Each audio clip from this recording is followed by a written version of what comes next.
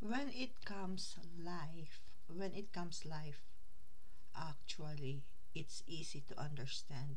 We need to separate the meaning of life and situation, because some people are thinking, or their understanding of life is situation, but reality, life is always great every day, but the situation is what make life a little bit complicated.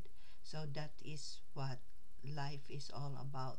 It has nothing to do with the situation, but the situation often makes life difficult and very, very hard to understand, because it's almost combined that we assume life is hard, but reality, everything in life is great because we are so blessed.